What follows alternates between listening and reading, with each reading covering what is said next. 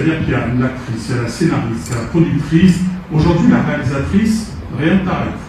Non, rien n'arrête du tout, parce que quand on est aussi passionné, aussi engagé que moi, on essaie de bouger les étoiles au maximum. Mais...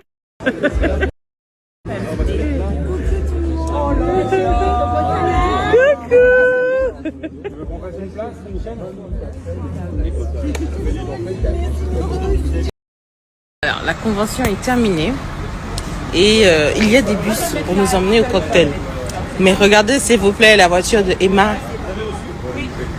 Loès. Qui va aller prendre le bus? Nous tous, on va monter dans ça aujourd'hui. Oh merci, oh là là, regardez le chauffeur de Emma. Avec de l'eau s'il vous plaît. Laissez-le. Vous avez commencé. Il est frais. Hein? Il est frais. J'ai appelé un chauffeur. Kader avait un chauffeur là qui m'a mis à la disposition. Moi j'avais un chauffeur mais il n'était pas comme ça. Mais je dis. C'est vrai. Il n'était pas comme ça. La facture de ça. Moi le mien. I am a queen.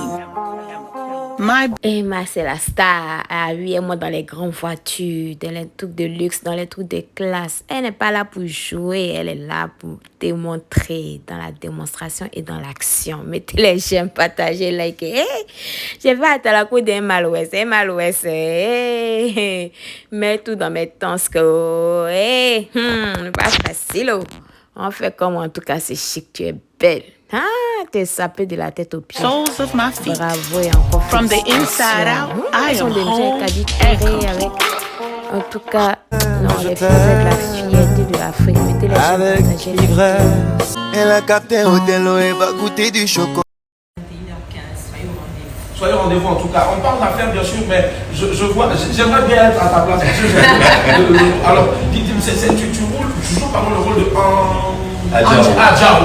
Oui. Ça c'est le nom d'un malo. Non, pas nécessairement. Pas nécessairement un malo, mais c'est quelqu'un de très cérébral. D'accord. De très calculateur, qui a une façon de fonctionner, mais qui est aussi rattrapé par son passé. Donc il porte en lui beaucoup de stigmates qui dictent sa façon de se comporter. Wow. Et Eline Jabert, c'est quoi le rôle? Malou. Alors, Malou, en fait, c'est une sorte de détective privé, j'ai envie de dire. Elle est là pour défendre les droits des femmes. Donc, elle a une sorte de cabinet et tout, où elle reçoit des femmes qui ont tout type de problèmes et elle essaie de les résoudre. Wow. En tout cas, il y a quelqu'un qui est assez cérébral, il y a une autre aussi avec son cabinet qui essaie de résoudre le problème. C'est un face à face. C'est ça. Le film Boblin là, c'est intéressant. Je vous mets un peu l'extrait. Vous allez voir de quoi ça parle. C'est chic. Mettez les j'aime, partagez, likez. Pour vous résumer ça de manière rapide et concrète, c'est un drame familial qui s'articule autour du couple Bombay, qui est en instance de divorce et tout démarre à la mort du patriarche. Ils arrivent à...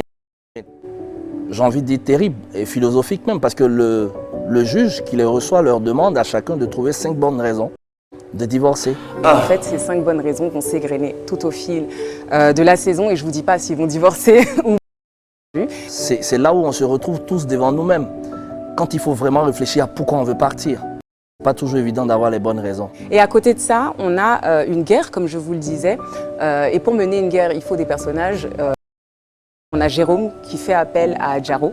Adjaro qui est l'ex en plus de Chanel. Donc franchement, ça promet des scènes torrides et puis terribles aussi. Faites-la tomber. T'as toujours un fait pour moi, n'est-ce pas, Charles? Moi, j'ai pris un plaisir fou à travailler là-dessus parce que c'est encore une fois un rôle de composition.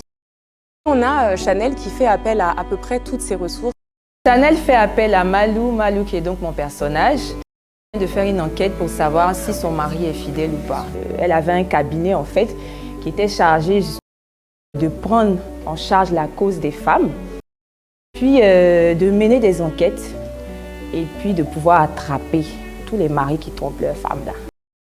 Cette première saison de Gomblin va s'articuler autour du combat, de la guerre en fait, qui se livre. Et cette guerre, moi ce qui m'a marqué, maintenant que toutes les émotions sont redescendues en fait, c'est que derrière toute cette haine, cette colère, cette frustration, cette jalousie aussi parfois, il y a de l'amour.